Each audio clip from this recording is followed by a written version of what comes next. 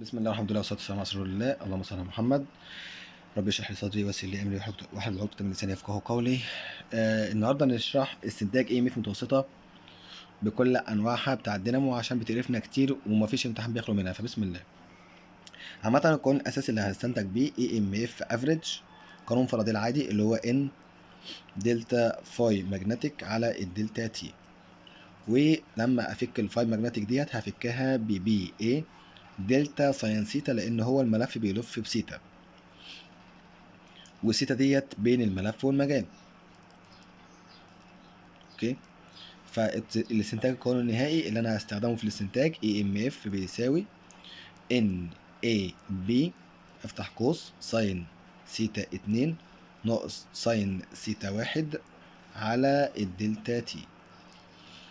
ديت بين الملف والمجال قبل الدوران، دي بين الملف والمجال بعد الدوران، دي نسبة الدورة. طيب واحدة واحدة بقى، احل مسائل المتوسطة ازاي، او بالمعنى الاحرى احل مسائل الدينامو كلها ازاي. اول حاجة احسب سيتا دوت او بسميها زاوية الدوران، ودي بيديها لي بثلاث طرق. الطريقة الاولانية مباشرة زي ما هنشوف، هيقول لك مثلا دار 120 دار 150 دار 30 ده الرقم. الطريقة التانية نسبة دورة، نسبة دورة عشان كده بحسب سيتا دوت بتساوي النسبة في 360، او خلال زمان دورة. يعني يقول لك مثلا ايه، يقول لك مثلا دار موسى محمد 1 على 720 من الثانية، ايا كان بقى الرقم اللي داره. فبيقول لك دار زمن، يعني دار ايه، دار زمن. فدي بحسبها ازاي، بقول سيتا دوت بتساوي اوميجا تي اللي هي 2 في باي في اف في تي، والباي دي ب 180. دايما بحط الباي دي ب 180 اما اجي الموضوع متعلق بسيتا. يعني اوميجا دي بتكون بالديجري، لمعلوماتك هي لها وحدتين، ديجري وراديان، فلازم تكون بالديجري لو انا بشتغل وبحسب سيتا. حتى في الفصل الرابع لما يجي اقول لك احسب زاويه الطور، الزمن بتاع زاويه الطور ايا كان يتقدم بزمن كام يتاخر بزمن كام، بتيجي مساله ان شاء الله اقول لكم عليها، ولكن الفكره بعوض بالقانون دي. لو هجيب زمن من الزاويه او هجيب زاويه من الزمن فبشتغل من القانون دوت، والباي هنا ب 180. نرجع بقى لاستنتاج القانون بتاعنا.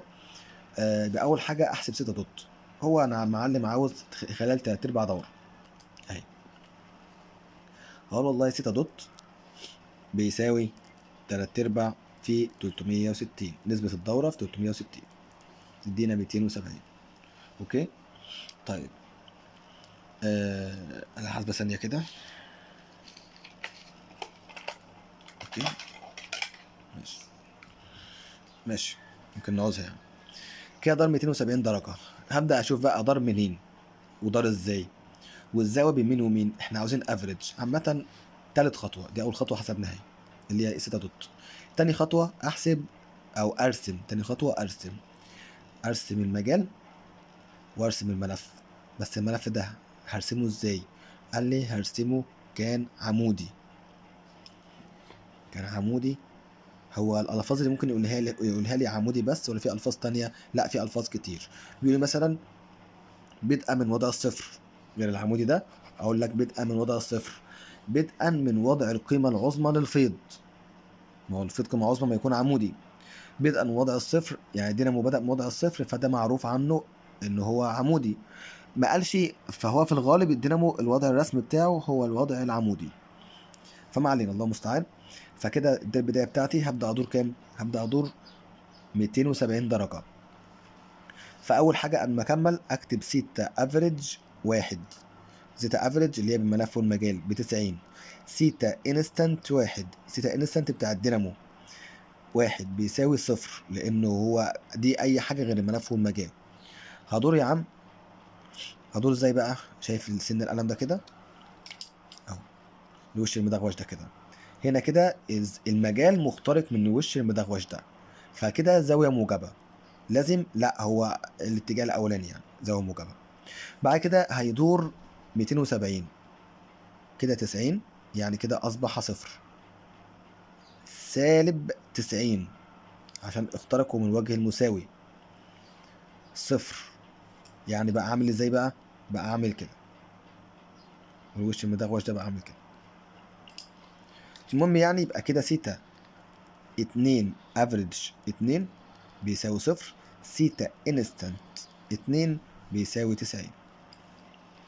اتفقنا؟ كويس قوي. نبدأ نعوض بقى، اللي هو تالت خطوة أعوض في القانون ده، اللي هو القانون ده. بالمناسبة ماشي، نكمل. يبقى ال EMF بيساوي NAB، أفتح قوس، ساين سيتا 2 اللي هي بصفر ناقص ساين سيتا 1 اللي هي ب90 على الدلتا تي. الدلتا تي بكام؟ 3/4 دورة، يعني 3/4 زمن دوري. فأقول والله أدي الدلتا تي اللي هو 3/4 زمن دوري. الخطوات بقى اللي جايه دي كلها رياضه. الاربعه دي تطلع فوق، والتي ديت التردد اصلا كمعلوماتك بيقول ان الاف بيساوي 1 على التي، فهقول اذا وده بيساوي 1، يعني ده انا حاسبه كده بواحد. ماشي، يبقى القانون معايا 4 والتلاته زي ما هي تحت اهيت، والتي طلعت بالاف، ادي ان اي بي، التي طلعت بالاف، ادي الاف اهي. انا بس حركت الاربعه والاف، تبقى انت باينين بالاحمر اهو. دي كده انا خلصت الاستنتاج، بس عاوز اخليها بالماكس. ايه ام في الماكس بيساوي ايه؟ ان اي بي اوميجا. فعشان اخليها بالاوميجا اضرب في واحد، لا اضرب في 2 باي على 2 باي. سبحان الله، انا كده ضربت في ايه؟ في واحد. ف ان اي بي 2 باي اف ده يدينا اي ام اف ماكس، واسيب الباقي زي ما هو، يعني 4 على 3 في 2 باي في الاي ام اف ماكس. كده استنتجت ايه ام في متوسطه خلال 3/4 دوره. مثال تاني. ما فهمتش؟ ارجع نفس الفيديو من الاول. خلال سدس دورة بيبقى من موازي. يلا أول خطوة عندنا أحسب إيه؟ أحسب سيتا دوت اللي هو بيساوي سدس في 360 كام؟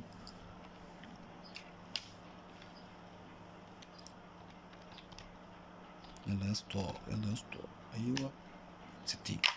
كده ضرب 60. ضرب 60 لسه بقى أبدأ أشوف بدأ منين؟ من موازي. في ألفاظ تانية أيوه، بدأ من القيمة العظمى للإي إم إف اللي هو الدينامو، بدأ من القيمة الصفر للفاي. أوكي؟ ماشي؟ طيب. تاني خطوة أرسم. أدي المجال وأدي الملف، وادي الوش المدغوش عشان اشوف السالب والموجب. سيتا 1 افريج بصفر، سيتا 1 انستنت بكام بقى؟ ب90، لان انستنت اي حاجه غير الملف والمجال. انا بعمل كده عشان ممكن احتاجها، وبحتاجها فعلا. لازم تعمل الخطوات دي في اي مساله دينامو، الخطوتين دول واحد واتنين دول في اي مساله دينامو. الله المستعان. ضرب كام بقى يا معلم؟ ضرب 60. ادي الملف اهو، هضرب 60 فوق ولا تحت مش فارقه، يعني ايا كان. هتحرك مثلا كده. فين ال60 بقى اللي اتحركتهم؟ اللي هي الحته دي، دي 60 اهي. يبقى ادي الملف اهو، وادي وش المدغوش اهو، ودي 60. يبقى اقول سيتا افريج في الحاله الثانيه بيساوي 60، سيتا انستنت في الحاله الثانيه بيساوي كام؟ 30 اللي هي دي بالعمودي على الملف والمجال. ماشي. تالت خطوه ابدا اعوض في القانون بتاعنا. اي ام اف افريج ان اي بي، افتح قوس، ساين سيتا 2 افريج اللي هي ساين 60 ناقص ساين سيتا 1 اللي هي بصفر على الدلتا تي اللي هو السدس زمن دوري. نكمل خطوات. ادي 6 ماشي، وادي ان الستة طلعت فوق، ان اي بي دول هعملهم بآلة حاسبة. ساين 60 بكام؟ الواحد يعني مدرس فيزياء مش عارف ساين 60 بكام، يعني فضيحة. جذر 3 على 2 في جذر 3 على 2، والتي تطلع فوق بالاف، ادي الاف ماشي. بس كده خلصنا خلاص. عاوز اخليها ماكس، اوكي سهله بقى ان انا اضرب في 2 بعد 2 باي. ماشي، مره كمان ومش هعملها تاني. 6 جذر 3 على 2 ان اي بي اف، اضرب في 2 باي واقسم على 2 باي، يبقى ده بالنسبه لنا ماكس. يبقى قانون نهائي اي ام اف بيساوي 6 جذر 3 على 2، و2 باي دي تروح لها برضو كمان، ادي 2 باي كمان تحت اهي، وادي الاي ام اف ماكس. خلال تمن دورة بدءا من نصف العظمى. نفس الخطوات مش هتختلف خالص نهائي. على فكرة الكلام ده بيجي على رسم بياني برضك، يعني أيا كان. يلا بسم الله. سيتا دوت بيساوي تمن في 360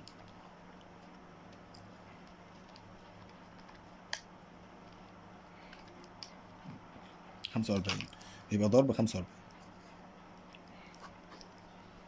بعد كده ارسم الملف. والله كان نصف العظمى. نصف العظمى بتاع الدينامو اللي هو الزاويه بين العمودي على الملف والمجال ب 30، صح؟ يبقى ارسم الاول ادي المجال وادي الملف، وادي الزاويه المدغوشه اهيت، الحته المدغوشه.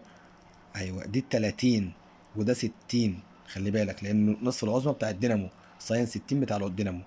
المعلم هيدور كام معايا بقى؟ هيدور لي 45 مع ولا عكس؟ انا ما قلتلكش، فده ما عندنا. خليها مع عقارب الساعه او عكس عقارب الساعه، هي مش تفرق معاك بقى كتير، انت فاهم اللعبه. هيدور تحت 45 مع عقارب الساعه لتحت. المهم يعني نكتب بس المعطيات. سيتا افريج 1 بيساوي 60، سيتا انستنت 1 بيساوي 30. بعد ما يدور هيدور تحت 45، هيبقى تحت كام؟ 15. يبقى عامل كده هنا 15، هيتحرك كده 45 بس. وهيبقى فوق كام بقى؟ 75، صح؟ 75. نفس الوش مدغوش متغيرش ولا حاجه. يبقى اقول والله السيتا افريج 2 بيساوي 15، سيتا انستنت 2 بيساوي 75. ابدا اعوض في القانون. اظن عارفين اعوضه ازاي، مش هنضيع وقتنا كتير. اوكي طيب. اللهم صل على محمد. خلال 1 على 12 دوره بدءا من الوضع الفعاله. ما هو نفس الفكره بتاع النص العظمى، ان احسب ايه؟ نحسب سيتا دوت بيساوي 1 على 12 في 360 يدينا 30 تقريبا. 30 يدينا 30. كده انا حسبت ايه؟ سيتا دوت. بعد كده هبدا والله اقول هو ضرب الفعاله، يعني بدا من زاويه 45. ادي المعلم اهوت، وادي الوش المدغوش بتاعي. هنا 45 وهنا 45. اللي يهمنا هو بدا من 45 دي، بدا من الفعاله. سيتا واحد افريج، سيتا واحد انستنت. بعد كده ابدا ادور الملف. لازم اعمل الكلام ده. معلش عشان خاطري. طبعا ما قلتلكش طرف فين. خلي هنا بقى عكس عقارب الساعه. عكس عقارب الساعه. عكس عقارب الساعه انا هيلف لفوق. هيلف فوق كام؟ 30. فيصبح هصنع كام بقى؟ 15. وتحت كام؟ 75، صح؟ بس كده خلصت المسألة. أبدأ بقى أقول سيتا واحد أهي. سيتا واحد أفريج بيساوي 45، سيتا واحد انستنت بيساوي 45، سيتا اتنين أفريج بكام بقى؟ أهي بالملف والمجال 75. سيتا انستنت 2 بيساوي 15. اللعبة سهلة واستنتج بنفس القانون بنفس الخطوات، مش هتختلف حاجة خالص. خلال زمن المفروض أقول لك التردد، حيث كان التردد ب 50 هرتز أو 100 هرتز. يبقى أول حاجة أحسب سيتا دوت. بس هنا أحسبها إزاي بقى؟ 2 في 180 في اف اللي هي 100 في التي اللي هي 2 من 100 ثانية. يطلع معانا كام؟ 2 من 100 ثانية. دار 720 يا ابوي. كده هيكون دار 720 درجة. خلينا نتفق اتفاق. الدورة كاملة الاي ام اف متوسطها بتاعتها بصفر. يعني 720 دول كام دورة؟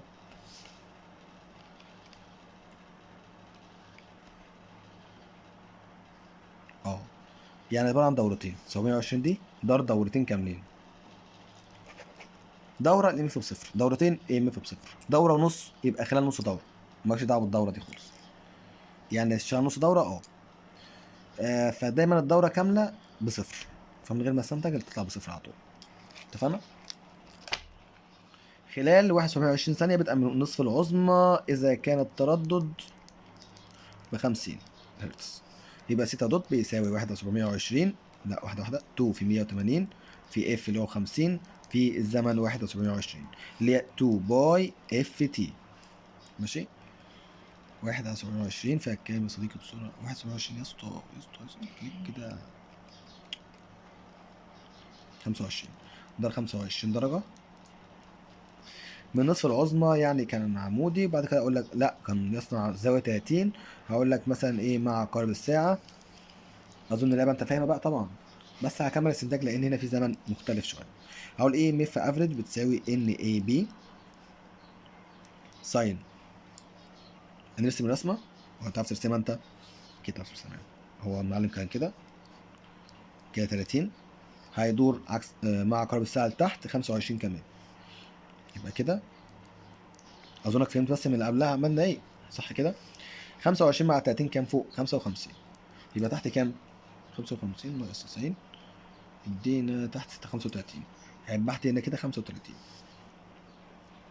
يبقى 6 1 ب 60 اللي هي بالملف والمجال، 6 2 35. يبقى ساين 35 ناقص ساين 60 على الدلتا تي اللي هو ده على طول. على طول بس خلصت كده سهله.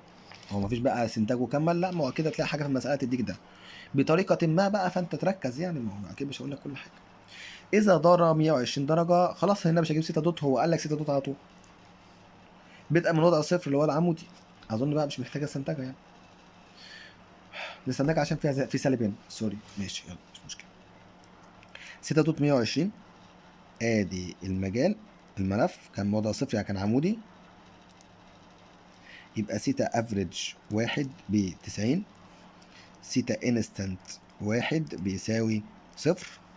بعد كده هيدور 120 درجة، ركز بقى معايا هدور 120 درجة ازاي اهو.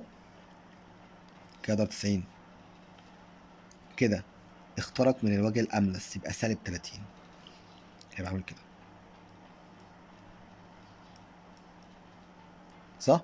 دي سالب 30 وهنا سالب 60، يبقى سيتا افريج 2 بيساوي سالب 30، سيتا انستنت 2 بيساوي سالب 60، ومش مهمه دي اصلا عامه، سالب 60 هي 60 وخلاص. سيتا انستنت 2 اللي بعوض بيها يعني، كان بيقول لك مثلا احسب لي اللحظيه بعد، اقول اي ام اف لحظيه، اي ام اف انستنت بيساوي اي ام اف ماكس في ساين سيتا. ساين سيتا دي اللي هي بقصد بيها سيتا انستنت 2 اللي انا بعد ما دورت يعني بستخدم نفس خطوات الحل، نفس خطوات الحل. اوكي ولا لا؟ ماشي. اللهم صل على محمد. ايه تاني معانا؟ نستنتج بقى. المهم ان فيها سالب، فيها سالب سيتا افريج 2 بسالب، يبقى اقول اي ام اف بيساوي ان اي بي ساين سيتا 2 اللي هي بسالب 30 ناقص ساين سيتا 1 اللي هي ب 90 على الدلتا تي اللي هي سوري، فين الدلتا بقى دي يا مستر؟ ما هو الدلتا تي هجيبها من سيتا دوت، بس انا اديتش تردد هنا عشان كنت مستعجل. التردد ب 50 يعني. هجيب دلتا تي من دلتا دوت ازاي؟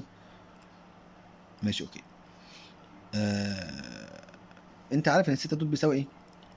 2 باي اف تي، فانا محتاج التي. السلام. دي 120 معانا على 2 باي اف اللي باي 180 طبعا، يبقى عندي 120 على 2 في 180 في اف ب 50، يطلع معايا دار 1 على 50، يبقى التي بيساوي 1 على 50. 50 ولا 150؟ 1 على 150، يبقى التي هنا 1 على 150 ثانية زي ما هي. ده بالنسبة لنا يطلع 1.5 سالب، بس مش مهم السالب عندنا دلوقتي. كده استنتجنا ايه من متوسطة. سبحانك اللهم وبحمدك، اشهد ان لا اله الا انت، استغفرك واتوب اليك. السلام.